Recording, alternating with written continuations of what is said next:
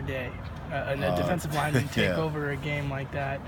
That was an impressive showing by Hercules, and the thing you can't forget though is that it's obviously a team effort, and those guys on the back end are doing a great job of covering receivers, and that gives the guys up front a little extra time to get to the quarterback, and the guys up front are taking advantage of it. So it's been good. You always talk about pad level.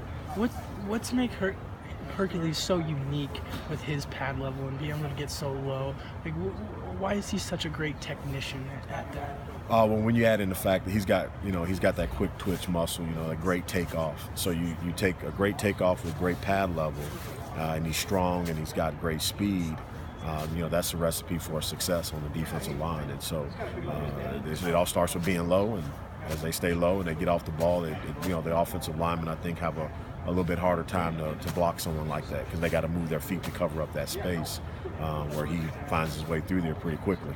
Do you think his history of high school wrestling and all that comes into effect? I mean, how many defensive linemen do have that in their background? Oh, no question. And Grinch is big on, guys that play basketball also, guys that wrestle, the multi-sport guys, just because of the cross-training. I think it allows them to be more athletic. It allows them, especially when we talk about wrestling, where balance and body control is huge. So he can take a hit, maybe start to get knocked off balance, but he can correct it and continue to move forward all in the same. And that's what makes him a pretty good special player. Going to be your first Apple Cup? Is it a game you've kind of had circled in the whole season, something you get to experience for the first time? No question. Rivalry games are outstanding. They're great for the game, and you hear about the tradition and all the stories, and the stories are one thing, but to actually experience it is a completely different thing. So I'm looking forward to it.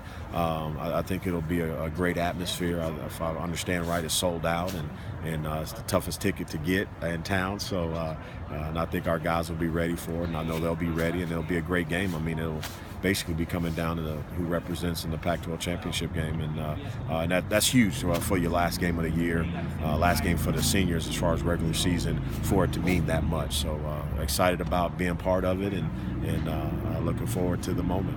What are some of the other kind of top rivalry games you've kind of been a part of as a coach, whether Minnesota or some of your previous stops? Well, we had, when I first started coaching, DePaul versus Wabash. They played for the Monon Bell. It's a gigantic bell that came off an actual steam engine, and the schools are about 30 minutes apart, maybe 40 minutes apart from each other. And back in the day, they used to actually load up on a train, because there's some train tracks that ran past DePaul Stadium, and you just travel north to Crawfordsville, and they'd let them out right across the street from Wabash's stadium. So that's one heck of a rivalry. And obviously the ones we had at Minnesota, we had several obviously with Wisconsin and Iowa and Michigan, even Penn State. So I mean, those are always storied rivalry games, the trophy games. I know my son really likes them. He loves the trophy games, So he loves trophy games and bowl games because there's a trophy involved. So, and he's only 6 years old, so that's where society's at right now.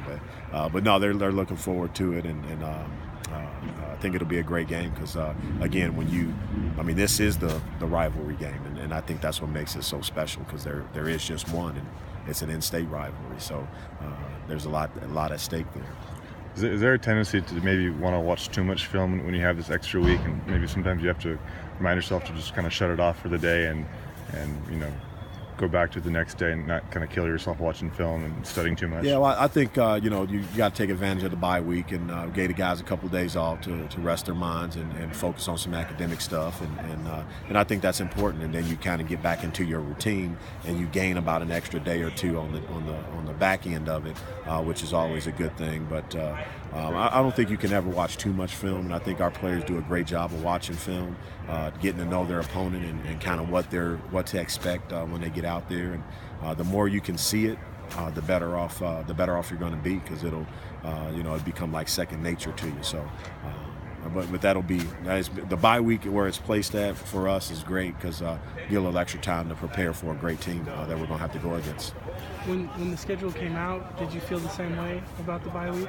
Well, we were concerned as coaches, trying to figure out, 11 straight weeks is, that's a tough deal, but Coach Grinch and Coach Leach, they say it all the time, if it's easy, it's not worth it, and so the guys have done a great job through the course of the season to get us to where we're at right now, and to have a chance to play in the last game and be a very meaningful game, not only for the rivalry, but also for the Pac-12 conference representation.